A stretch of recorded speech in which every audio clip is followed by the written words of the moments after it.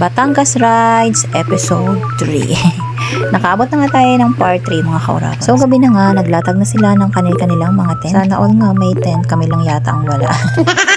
Lumalalim na nga ang gabi kaya medyo lumalamig na rin. Pati nga ang sikmura ay kumakalaw na rin. Buti na nga lang at may mga pinadala si Kuya Ariston na mga yamang daga. At dahil nga wala kaming dalang kaldero ay ito pinag-iihaw na nila.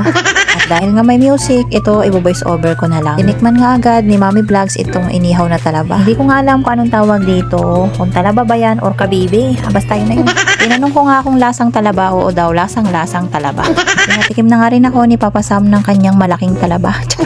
Yummy.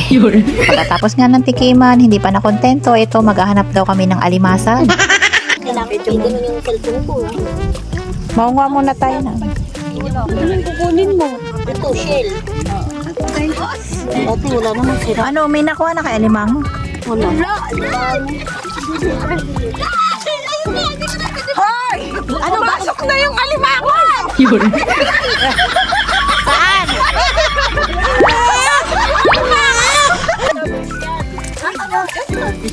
Asan? Diyan ikaw na. Ayun.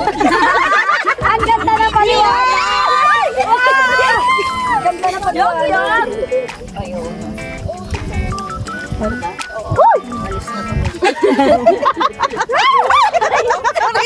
Hindi tayo makakakuha niyan.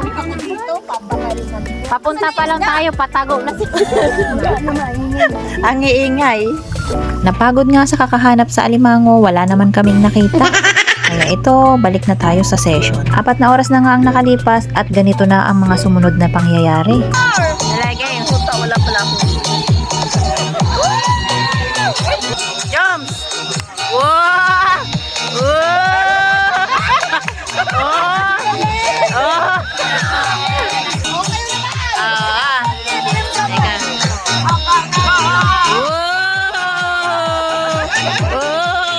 Ito nga, dito. Dali, dali. Wala pa.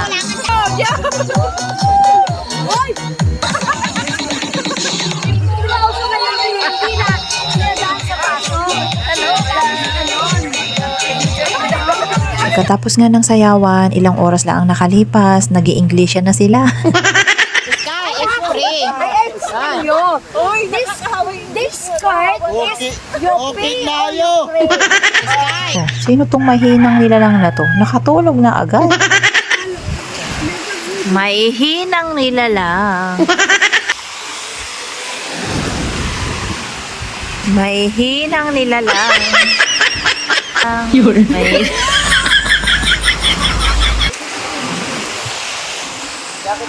Tulog na sila.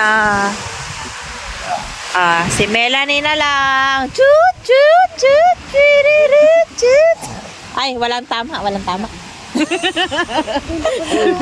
So taste. Kikay is still alive. Still kicking.